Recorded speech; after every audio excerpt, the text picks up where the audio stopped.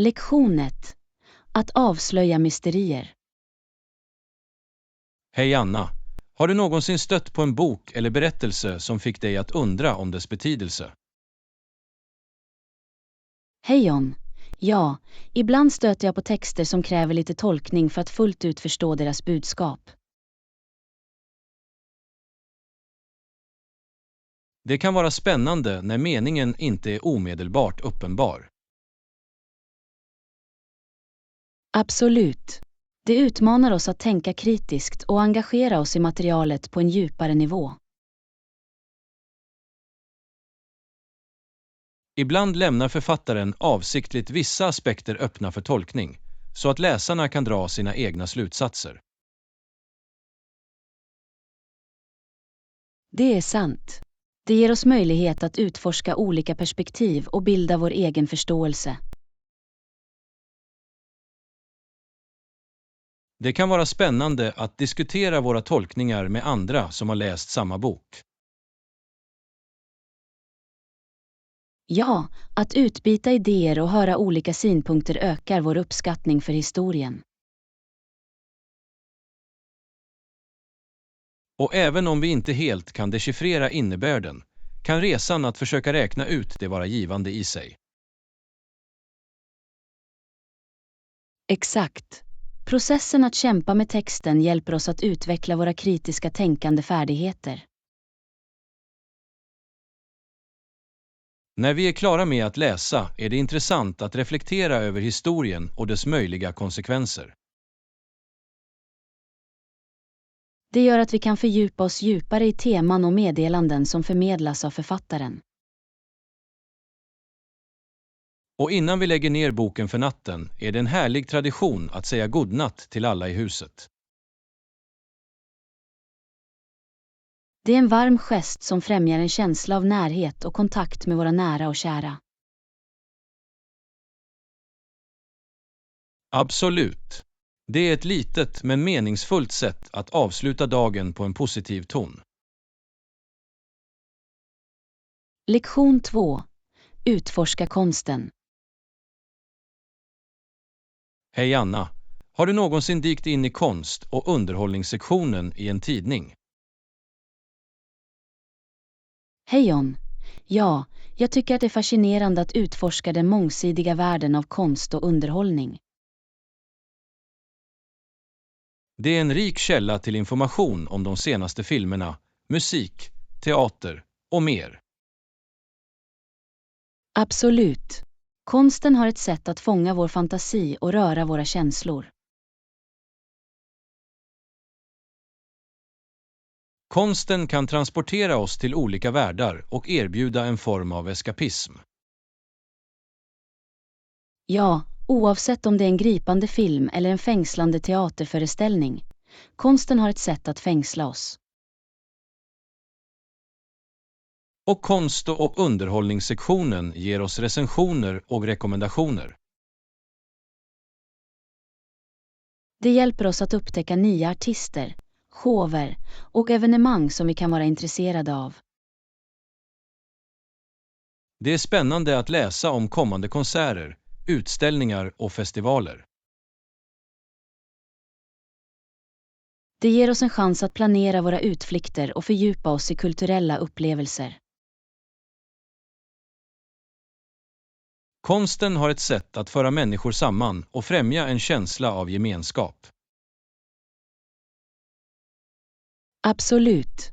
Att delta i konserter eller galleriöppningar gör att vi kan få kontakt med andra som delar liknande intressen. Det är också en möjlighet att stödja och uppskatta konstnärernas talang och kreativitet. Ja, genom konsten kan vi få nya perspektiv och bredda våra horisonter. Tack för att du diskuterar konst och underhållning. Det är en påminnelse om vikten av kreativitet i våra liv.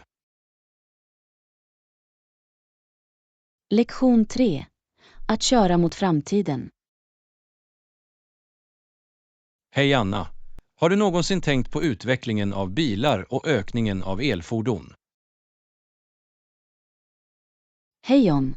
Ja, det är fascinerande hur teknik och innovation har förändrat bilindustrin. Definitivt. Det har funnits otaliga uppfinnare som strävar efter att skapa bilar som överträffar sina föregångare.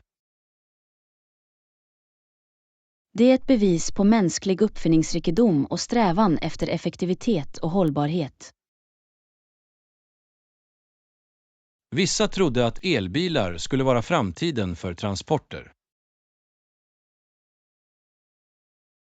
Ja, elfordon erbjuder potential för minskade utsläpp och ett grönare sätt att ta sig runt. Det är anmärkningsvärt hur elbilar har blivit mer framträdande de senaste åren.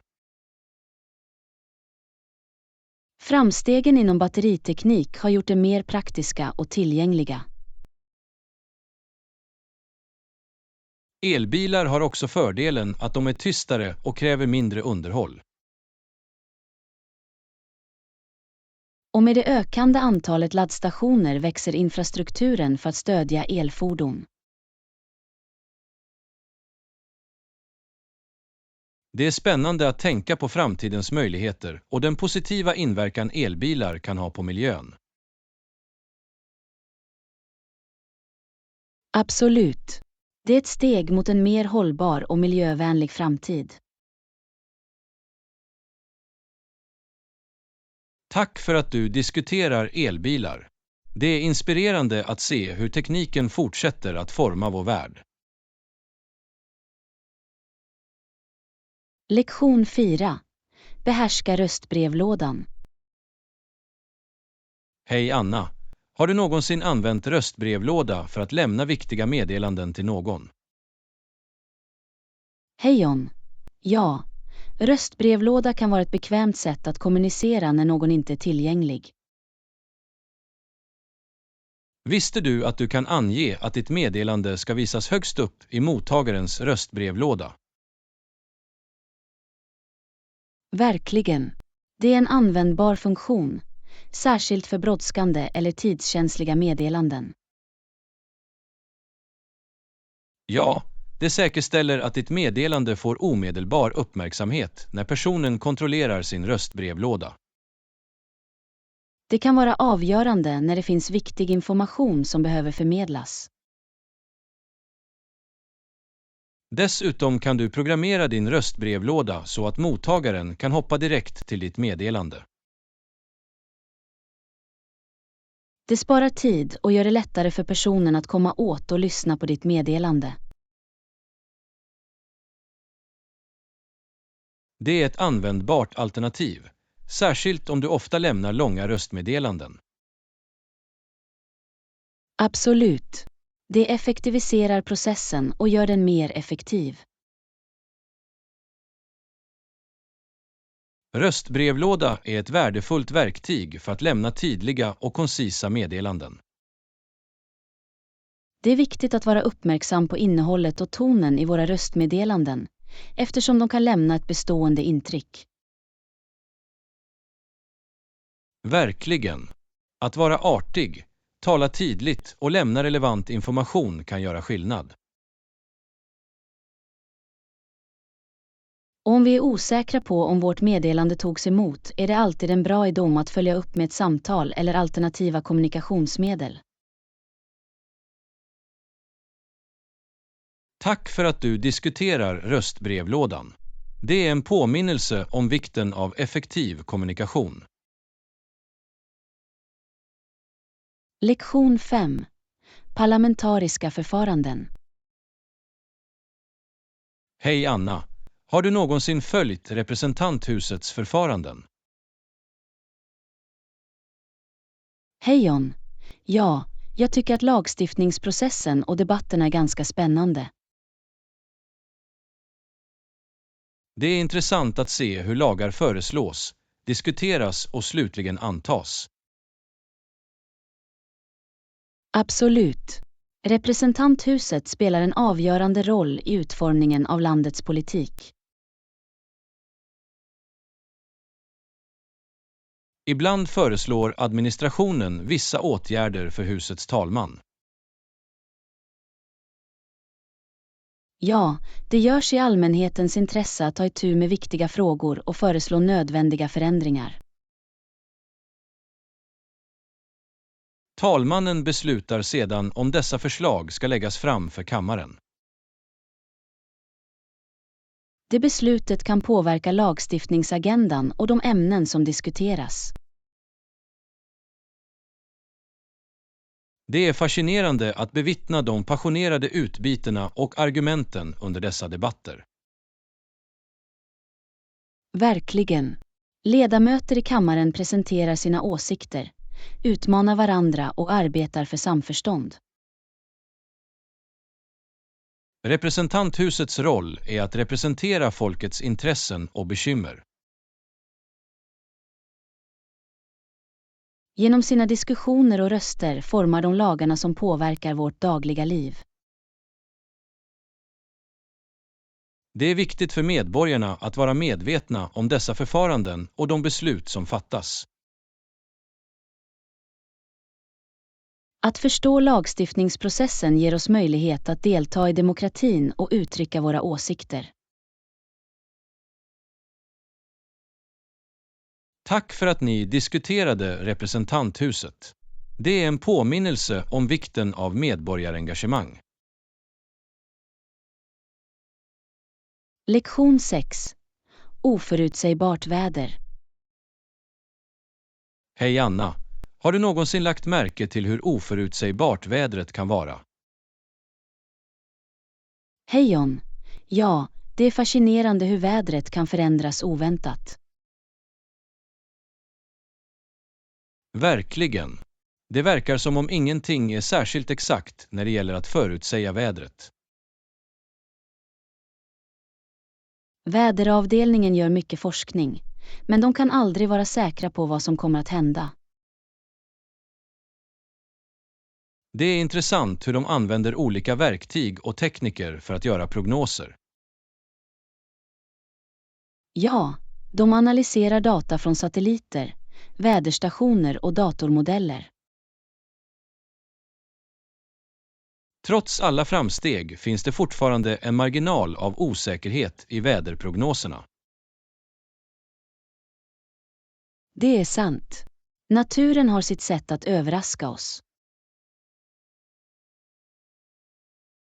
Det är viktigt att vara förberedd för olika väderförhållanden, särskilt under extrema säsonger. Absolut. Att ha lämpliga kläder och vara medveten om potentiella väderförändringar är viktigt. Ibland kan oväntat väder störa planer eller påverka utomhusaktiviteter. Flexibilitet är nyckeln när man hanterar oförutsägbara vädermönster. Det är alltid en bra idé att kontrollera väderprognosen innan du gör några utomhusplaner. Och det är också bra att hålla ett öga på himlen och leta efter tecken på förestående förändringar. Tack för att du diskuterar det oförutsägbara vädret. Det är en påminnelse om att vara anpassningsbar och förberedd. Lektion 7. Lärdomar från historien. Hej Anna, har du någonsin reflekterat över konsekvenserna av krig genom historien? Hej John. Ja, det är nyttigt att tänka på konflikternas inverkan på nationer och individer. Verkligen. Många insåg att deras iver att kämpa mot andra länder hade lett dem till en stor tragedi.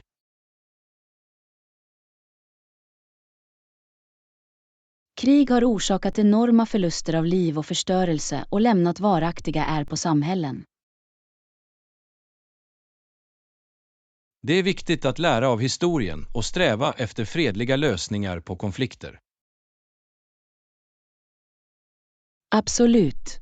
Diplomati och dialog kan ofta förhindra upptrappning av spänningar.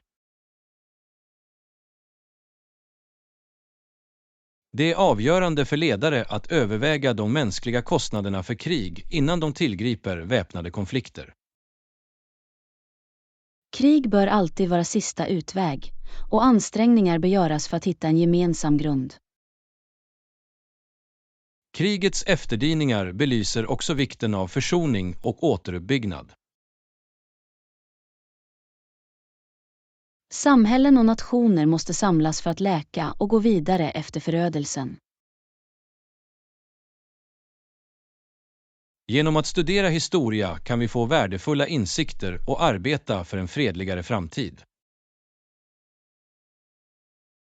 Att förstå misstag från det förflutna kan vägleda oss i att fatta bättre beslut i nuet. Tack för att du diskuterar lärdomarna från historien. Det är en påminnelse om vikten av fred och diplomati.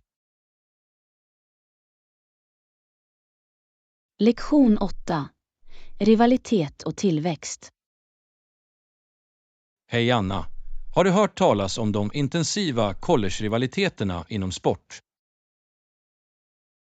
Hej John! Ja, college-rivaliteter kan vara ganska passionerade och spännande.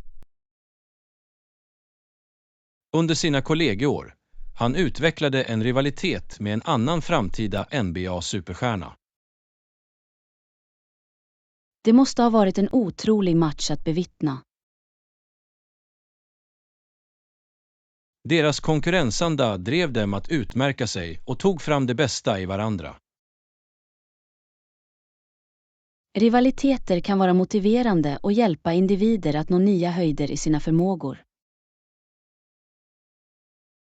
Det är intressant hur dessa rivaliteter ofta fortsätter när spelare går in i professionella ligor. Intensiteten och historien för deras college-matchups kan överföras till deras yrkeskarriärer. Rivaliteter kan också förena fans och skapa en känsla av kamratskap och laganda. Absolut. Passionerade supportrar bidrar till spänningen i spelen. Det är dock viktigt att komma ihåg att rivaliteter bör förbli respektfulla och sportsliga. Sportsmanskap bör alltid prioriteras framför fientlighet. Rivaliteter kan vara en katalysator för personlig tillväxt och driva individer att tänja sina gränser. De lär oss värdet av uthållighet, engagemang och strävan efter excellens. Tack för att du diskuterar college-rivaliteter. Det är en påminnelse om kraften i sund konkurrens. Lektion 9. Uppfinningsrika sinnen. Hej Anna! Har du någonsin undrat om uppfinnarna som revolutionerade kommunikationen? Hej John! Ja, det är fascinerande att lära sig om de enheter och metoder som banade väg för modern kommunikation. Balson utvecklade en metod för att skicka mer än ett telegrafmeddelande samtidigt, medan han arbetade med att förbättra telegrafen. Det måste ha varit ett betydande genombrott inom telekommunikationsområdet. Det är otroligt hur uppfinnare som Balson tände gränserna för vad som var möjligt. Innovation kommer ofta från en önskan att göra saker bättre eller effektivare. Absolut. Dessa uppfinnare hade en vision och var fast beslutna att hitta lösningar på befintliga utmaningar. Deras uppfinningar förändrade inte bara hur människor kommunicerar utan formade också historiens gång. Det är anmärkningsvärt hur en enda uppfinning kan ha en så djup inverkan på samhället. Telegrafen banade väg för framtida framsteg inom långväga kommunikation. Det lade grunden för utvecklingen av teknik som telefon och internet. Det är inspirerande att tänka på hur en idé kan utlösa en kedja av innovationer. Dessa uppfinnare påminner oss om kraften i mänsklig uppfinningsrikedom och potentialen för framsteg. De uppmuntrar oss att tänka kreativt och utforska nya möjligheter. Tack för att du diskuterar telegraf och innovation. Det är en påminnelse om uppfinnarnas anmärkningsvärda prestationer genom historien. Lektion 10. Gårdsförsäljningsskatter. Hej Anna! Har du någonsin utforskat världen av gårdsförsäljning och skatterna de har? Hej John! Ja, gårdsförsäljning kan vara ett bra sätt att hitta unika föremål till överkomliga priser. Husägare tar ut alla saker de inte vill ha och ordnar det framför sitt hus. Vanligtvis sätter de en prislapp på artiklar. Det är som en skattjakt där du aldrig vet vad du kan stöta på. Vissa människor tycker om spänningen att hitta dolda pärlor bland högarna med föremål. Det är fantastiskt hur en persons oönskade föremål kan vara en annan persons värdefulla fynd. Förhandlingar är också en del av det roliga. Du kan förhandla priser och få en bra affär. Det är ett utmärkt tillfälle att öva dina förhandlingsfärdigheter och interagera med olika människor. Gårdsförsäljning kan också vara en social händelse, där grannar samlas och bläddrar igenom föremålen. Det är en chans att få kontakt med samhället och upptäcka gemensamma intressen. Dessutom tillåter värdskapet för en gårdsförsäljning husägare att rensa upp och tjäna lite extra pengar. Det är en win-win situation. Husägare får rensa ut sina oönskade föremål och köpare får prisvärda fynd. Vissa människor samlar till och med specifika föremål från gårdsförsäljning, som vintageleksaker eller antika möbler. Gårdsförsäljning ger en inblick i människors liv och berättelserna bakom föremålen de säljer. Tack för att du diskuterar konsten att sälja gården. Det är en påminnelse om de dolda skatterna som väntar på att upptäckas. Lektion 11. Äkthet spelar roll. Hej Anna! Har du någonsin känt dig moraliskt sjuk eftersom vi blev vana vid att säga något annat än vad vi trodde? Hej John! Ja, det kan vara utmanande när vi befinner oss i att kompromissa med vår äkthet. Vi lärde oss att inte tro på någonting för att undvika besvikelse, men det är viktigt att vara trogen mot oss själva. Det är viktigt att lyssna på vår inre röst och anpassa våra handlingar till våra värderingar. När vi undertrycker våra sanna tankar och känslor kan det leda till en känsla av moraliskt obehag.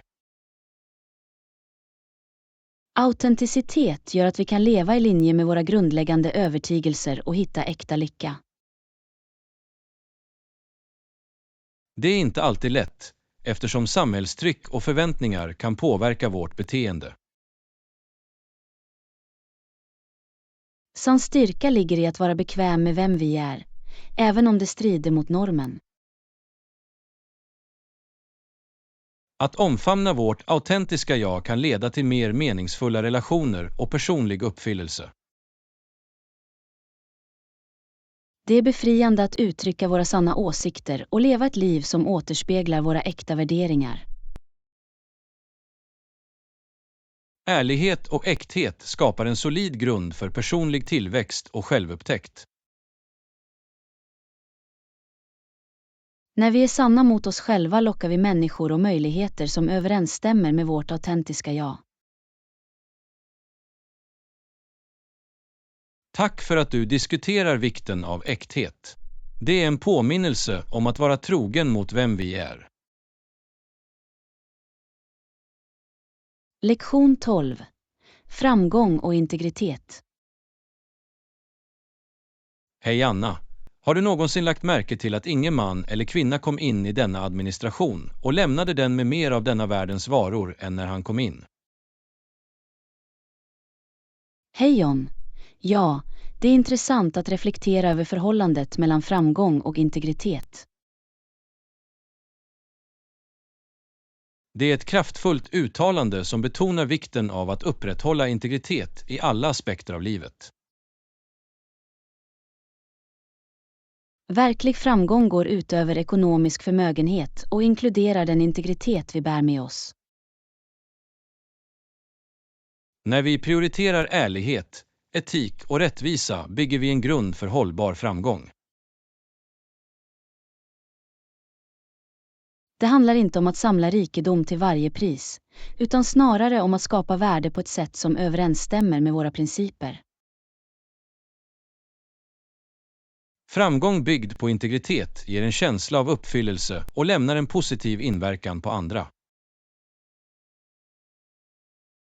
Det är inspirerande att se individer som har uppnått stor framgång samtidigt som de förblir trogna sina värderingar. De fungerar som förebilder och visar oss att det är möjligt att trivas utan att äventyra vår integritet. Integritet lockar förtroende, vilket är viktigt för att bygga varaktiga relationer och möjligheter. När vi agerar med integritet skapar vi en ringeffekt som sträcker sig bortom vår personliga framgång. Det är en påminnelse om att prioritera karaktär och integritet i varje beslut vi fattar. Tack för att du diskuterar framgång och integritet. Det är en kraftfull lektion om vikten av att upprätthålla våra värderingar. Lektion 13. Stärka småföretag. Hej Anna! Har du lagt märke till hur småföretag ofta är desperata efter kapital och kontrakt de behöver för att bevisa sitt värde? Hej John! Ja, det är olyckligt att många småföretag står inför utmaningar för att få det erkännande och möjligheter de förtjänar. De kämpar ofta för att konkurrera med större företag som har mer resurser och etablerade nätverk. Det är viktigt att stödja och stärka underrepresenterade entreprenörer som ger mångfald och innovation till marknaden. Småföretag spelar en viktig roll i skapandet av arbetstillfällen och ekonomisk tillväxt. De bidrar till livskraften i samhällen och tillhandahåller unika produkter och tjänster. Vi måste förespråka en politik som ger lika villkor och ger lika möjligheter för småföretag. Genom att göra det kan vi bidra till att överbrygga klyftan och skapa en mer inkluderande affärsmiljö. Det är viktigt att erkänna de värdefulla bidragen från minoritetsägda företag och ge dem det stöd de behöver. Vi talar för minoriteterna som inte alltid har haft en jämlik röst i näringslivet. Genom att stödja småföretag ger vi individer möjlighet att förfölja sina drömmar och göra en positiv inverkan. Det är en påminnelse om att varje köp vi gör kan vara en röst för en typ av värld vi vill leva i. Tack för att du diskuterar vikten av att stärka småföretag. Det är en uppmaning till handling för en mer inkluderande ekonomi. Lektion 14. Jakten på kunskap. Hej Anna! Det finns så många frågor som är obesvarade. Jag tror att jag borde gå till biblioteket och hämta en bok för att ta reda på varför människor växer. Hej John, det är en bra idé. Böcker är en skattkista av kunskap och kan ge svar på våra brinnande frågor.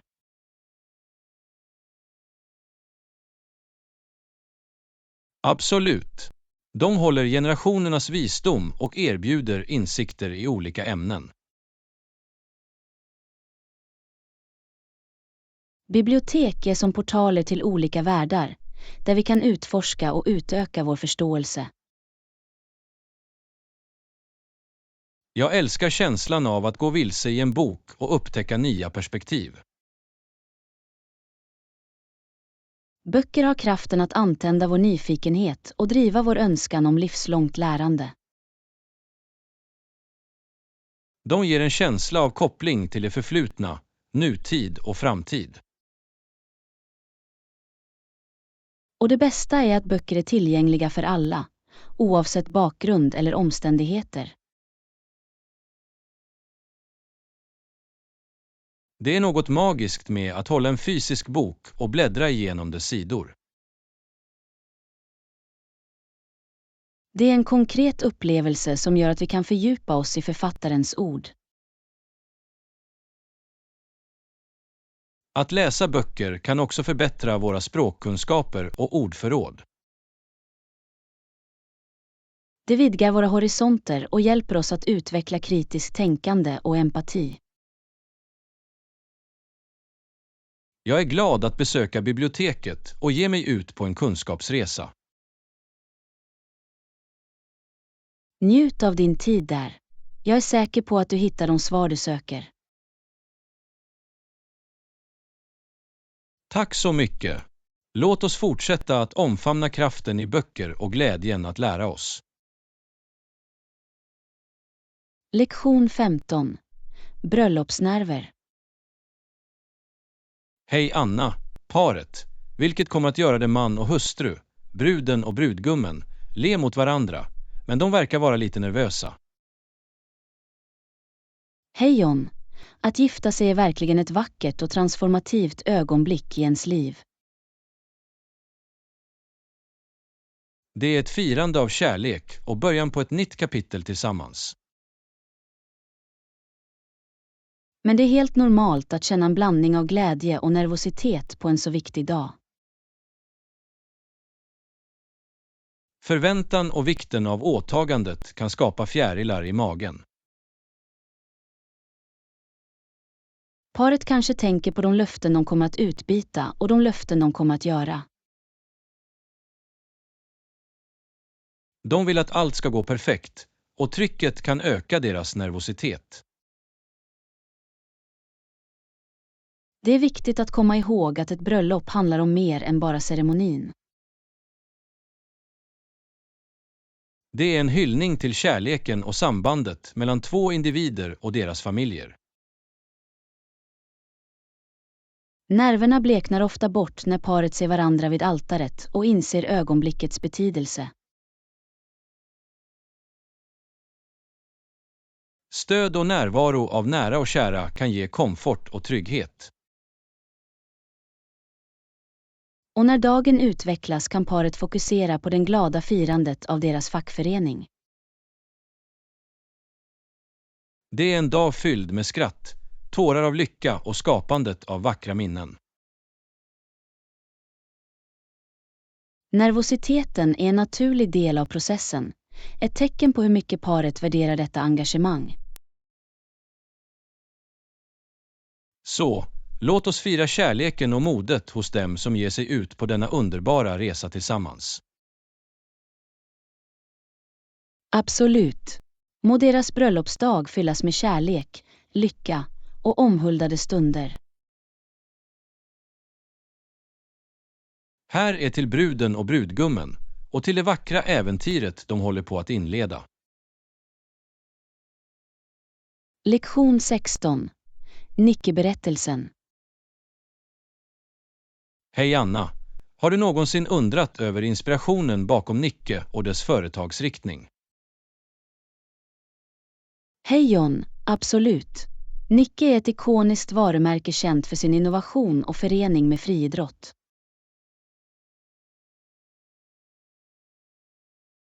Visste du att Nickes ursprung kan spåras tillbaka till en kompetent, men inte elit, mellandistanslöpare vid University of Oregon? Det är fascinerande. Det är otroligt hur en passion för sport kan leda till skapandet av ett globalt varumärke. Hans namn var Phil Knight, och han hade en vision att föra högkvalitativa sportskor till marknaden. Phil Knight samarbetade med sin tränare, Bill Bowerman, och tillsammans lade de grunden för vad som skulle bli Nike. De började med att importera sneakers från Japan och sälja dem ur bagageutrymmet på sina bilar. Det är inspirerande att se hur deras engagemang och entreprenörsanda drev Nike dit den är idag. Nikes fokus på innovation och prestanda har gjort det till ledande inom sportbranschen. Deras ikoniska slogan Just Do It har blivit synonymt med motivation och att tänja på gränserna. Nikes partnerskap med toppidrottare och deras engagemang för sociala ändamål har också format deras företagsriktning. De har skapat ett varumärke som inte bara hyllar atletik utan också står för inkludering och empowerment. Nikes framgångshistoria påminner oss om att passion, beslutsamhet och en tydlig vision kan leda till anmärkningsvärda prestationer. Det är ett bevis på sportens kraft och den inverkan det kan ha på individer och samhälle. Så låt oss snöra på oss våra sneakers och hämta inspiration från Nikes resa när vi strävar efter våra egna mål. Absolut. Låt oss omfamna Nikes anda och fortsätta driva oss själva till nya höjder. Här är att hitta våra egna vägar, precis som Phil Knight och Bill Bowerman gjorde för alla dessa år sedan. Lektion 17. Medieinflytande på barn. Hej Anna! Psykologer har genomfört några forskningsstudier om effekterna av våldsam TV. Hej John, det är ett intressant ämne. TV har en betydande närvaro i barns liv.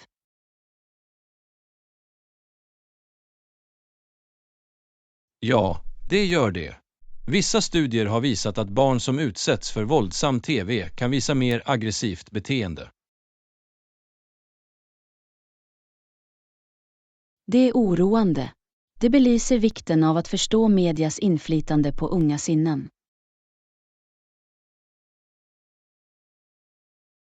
Absolut. Det är viktigt för föräldrar och vårdgivare att vara uppmärksamma på innehållet barn konsumerar. Att skapa en balanserad mediediet och främja kritiskt tänkande kan hjälpa till att mildra eventuella negativa effekter.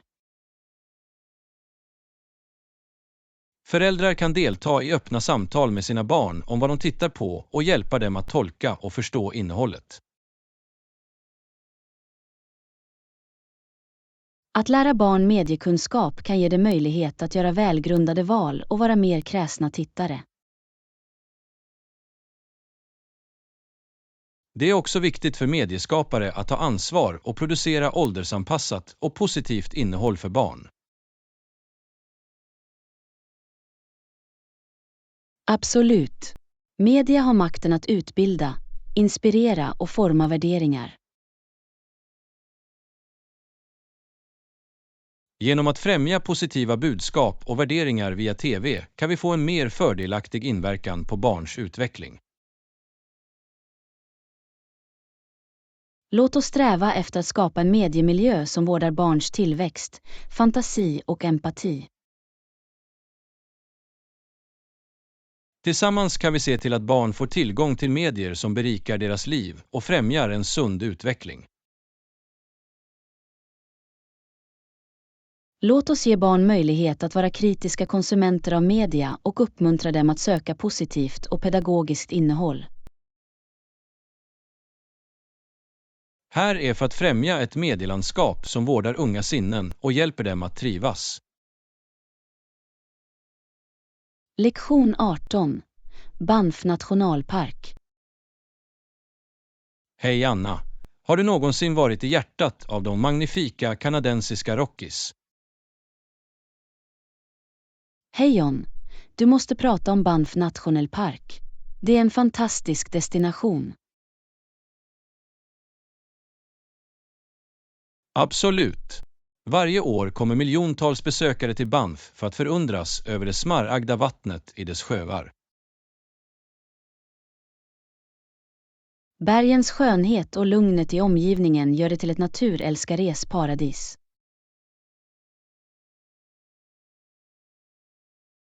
Det är otroligt hur Banff erbjuder en rad utomhusaktiviteter för alla årstider. Från vandring och camping på sommaren till skidåkning och snowboard på vintern. Det finns något för alla. Och låt oss inte glömma djurlivet. Banff är hem för olika arter, inklusive björnar, älgar och bergsgetter. Det är viktigt att komma ihåg att respektera och observera vilda djur från ett säkert avstånd för att säkerställa deras välbefinnande. Absolut. Bevaransträngningar är avgörande för att skydda de naturliga underverken i Banff nationalpark. Parkens orörda landskap och hisnande landskap väcker vördnad och påminner oss om vikten av att bevara vår miljö.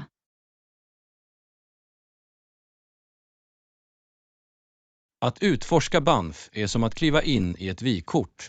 Utsikten är helt enkelt imponerande. Och glöm inte den charmiga staden Banff själv, med sina mysiga butiker och restauranger. Det är den perfekta platsen att varva ner efter en dag med äventyr i bergen. Lektion 19. Global idrottsmigration. Hej Anna! Har du lagt märke till hur invandring och idrottares rörelse har blivit viktiga teman i idrottsvärlden? Hej John, absolut. Professionella och elitamatöridrottare lockas allt mer till möjligheter i andra länder.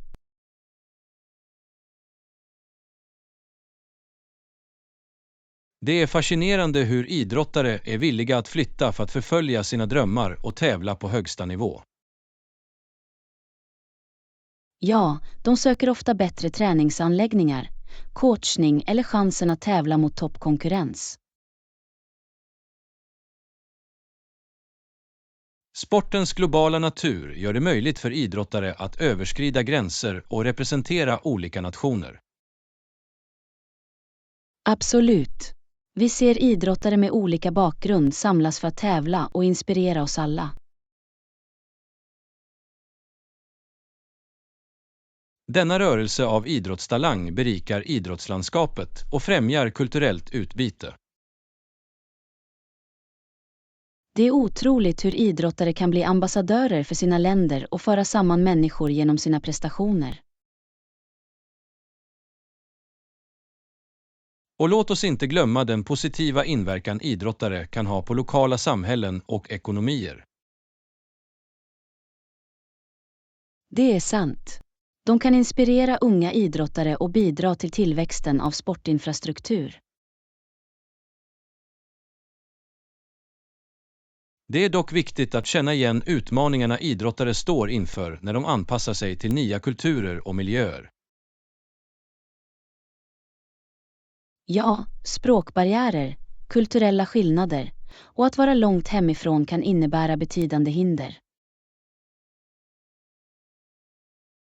Organisationer och samhällen bör sträva efter att ge stöd och resurser för att hjälpa idrottare att navigera i dessa övergångar. Det är sant. Att omfamna mångfald och främja inkludering i idrott kan skapa ett mer levande och enat globalt samhälle. Låt oss lyfta våra imaginära globala flaggor och fira idrottarnas rörelse över gränserna. Lektion 20. Att övervinna utmaningar. Hej Anna! Har du hört talas om Marilyns berättelse? Det är ganska inspirerande. Hej John. Nej, det har jag inte. Vad hände med Marilyn? Väl, Marilyn stod inför en svår situation medan hon förföljde sin dröm om att bli en professionell simmare. Vad hände? Det måste ha varit en utmaning för henne. Under en tävling kände Marilyns familj och livräddarna att hon borde tas upp ur vattnet på grund av utmattning. Det låter oroande. Vad gjorde Marilyn? Trots oron hotade hennes tränare att sluta om de drog ut henne. Marilyn stod inför ett tufft beslut. Det är en tuff plats att vara i. Vad valde hon i slutändan att göra? Marilyn valde att lita på sina egna instinkter och fortsätta simma och driva igenom utmattningen. Det kräver mycket mod och beslutsamhet. Hur blev det för henne? Överraskande fann Marilyn en dold reserv av styrka och slutade med att vinna tävlingen. Det är verkligen otroligt. Det visar kraften i uthållighet och tro på sig själv. Absolut. Marilyns berättelse lär oss att även inför utmaningar kan vi hitta styrkan att övervinna.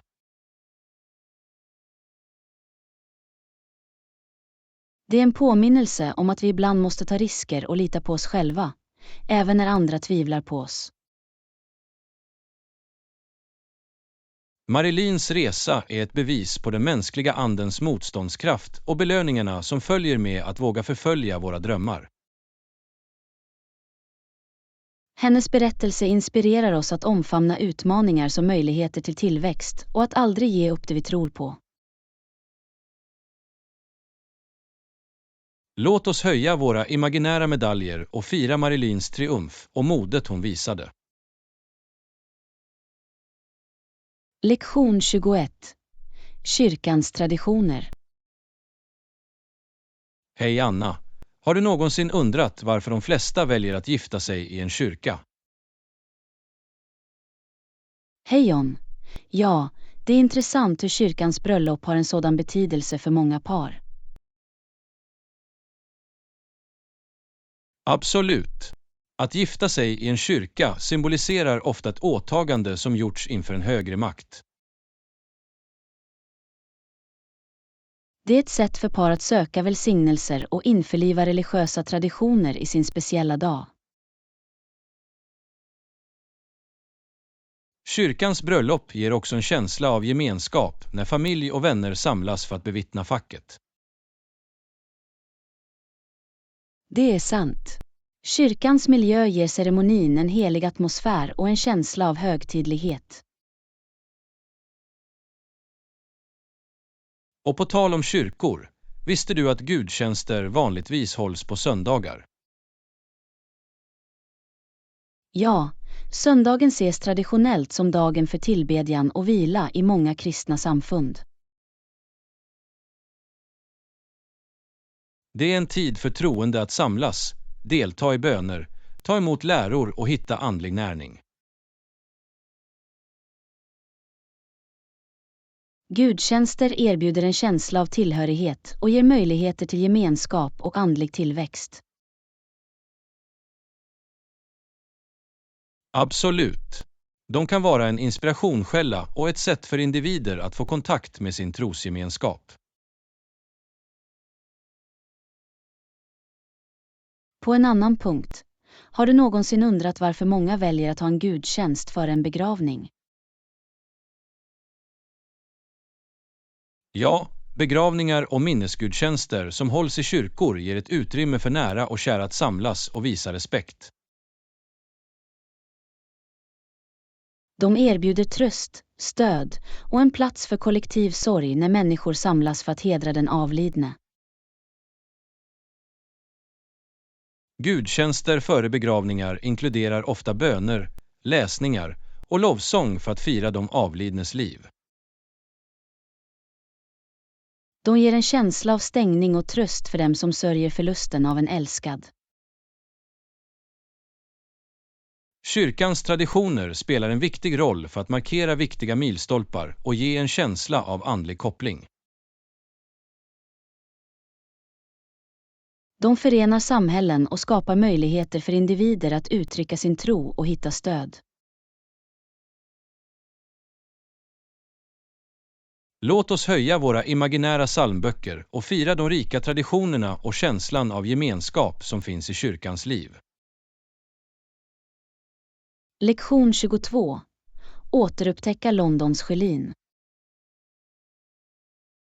Hej Anna! Har du någonsin undrat hur Londons Sjölin såg ut före det senaste kriget?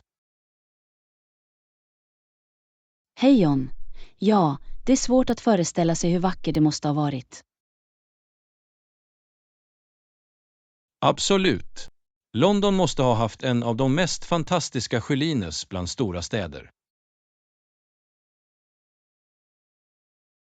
Det är fascinerande att tänka på de arkitektoniska underverk som en gång prydde staden.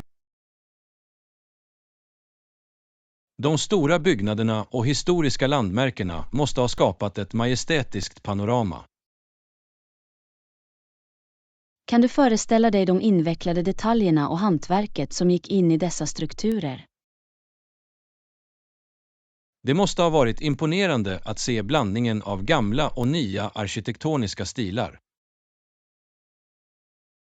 Stadsbilden skulle ha varit ett bevis på Londons rika historia och kulturarv. Tyvärr tog krigets härjningar sin rätt och förändrade för alltid den Sjölin vi ser idag. Det är en påminnelse om konfliktens förödande inverkan på vår byggda miljö. Trots förlusterna har Londons Sjölin fortfarande sin egen unika charm och ikoniska landmärken. Absolut. Staden har genomgått en anmärkningsvärd omvandling och fortsätter att utvecklas. Idag står moderna skyskrapor bredvid historiska byggnader och skapar en dynamisk kontrast. Det är ett bevis på Londons motståndskraft och dess förmåga att anpassa sig till förändrade tider. Blandningen av gammal och ny arkitektur skapar en fängslande gobeläng som berättar historien om staden. Att utforska Londons Sjölin är som att ge sig ut på en resa genom tiden och bevittna dess utveckling. Låt oss höja vår imaginära kikare och uppskatta skönheten i Londons Sjölin, förflutna och nutid. Lektion 23. Perspektiv på mod. Hej Anna!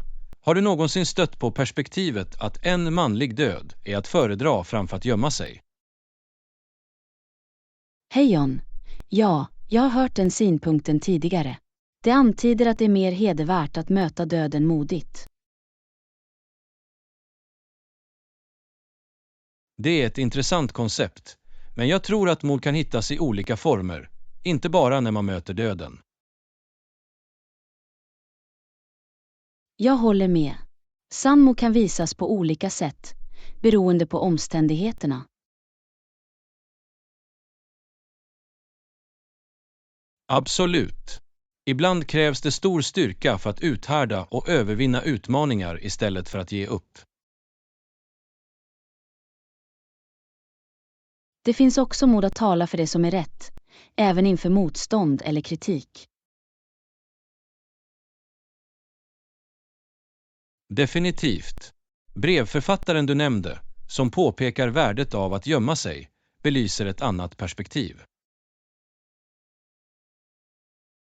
Ja, ibland kan valet att skydda sig själv eller andra genom att gömma sig vara en handling av mod och osjälviskhet.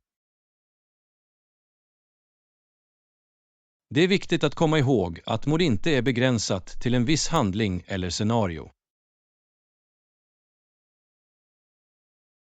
Exakt.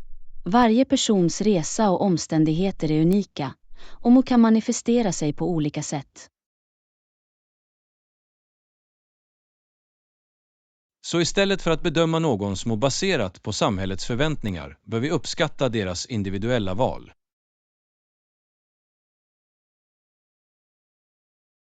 Absolut. Det är viktigt att respektera och fira de olika uttryck för mod vi möter.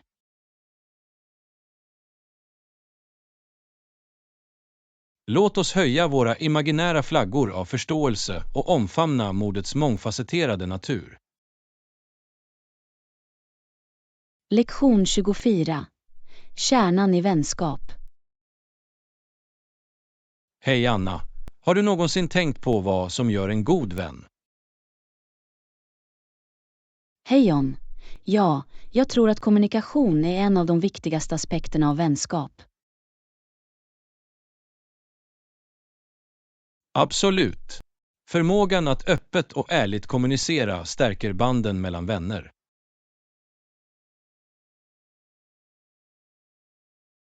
En god vän är någon som tar sig tid att lyssna och förstå dina tankar och känslor. Det är sant. Genom att aktivt lyssna visar vänner empati och ger ett säkert utrymme för uttryck. Vänskap blomstrar när det finns ett genuint utbyte av tankar, idéer och erfarenheter. Och det handlar inte bara om att prata, utan också om att kunna dela tystnad bekvämt. Ja, kamratskapet med en sann vän kan kännas även i stunder av tyst reflektion. En god vän stöder dig genom både glada och utmanande tider. De erbjuder uppmuntran, ger en hjälpande hand och ger en axel att luta sig på.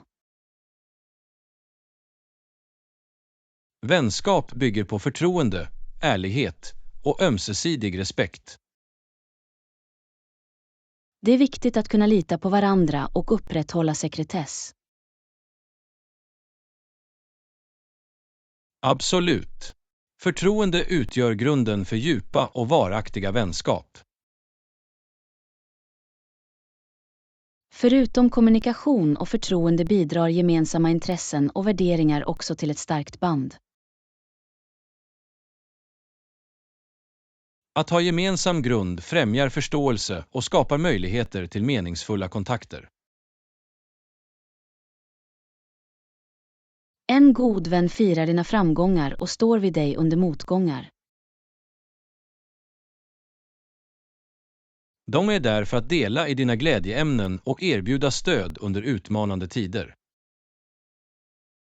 Låt oss höja våra imaginära vänskapskoppar och uppskatta värdet av öppen kommunikation och äkta kontakter. Skål för det! Må vi vårda vänskapen som berikar våra liv. Lektion 25. Att göra antaganden. Hej Anna! Har du någonsin funnit dig själv göra antaganden om någons beteende? Hej John. Ja, det är lätt att dra slutsatser utan att veta hela historien. Absolut. Vi bör inte anta att någon är ovänlig utan att förstå deras omständigheter. Du vet aldrig vad andra går igenom eller hur de kan känna. De kan hantera personliga utmaningar eller till och med känna sig illa. Det är viktigt att närma sig situationer med empati och försöka förstå snarare än att döma. Istället för att anta kan vi fråga om allt är okej eller erbjuda ett vänligt ord.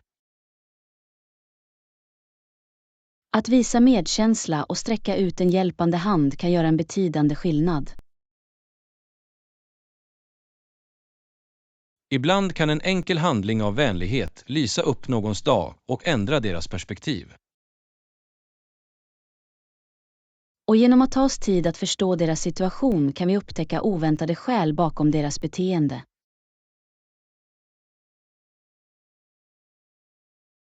Empati tillåter oss att ansluta på en djupare nivå och främja förståelse och medkänsla. Det är en påminnelse om att alla har sina egna kämpar och utmaningar att navigera. Låt oss höja våra imaginära flaggor av empati och närma oss andra med förståelse och vänlighet.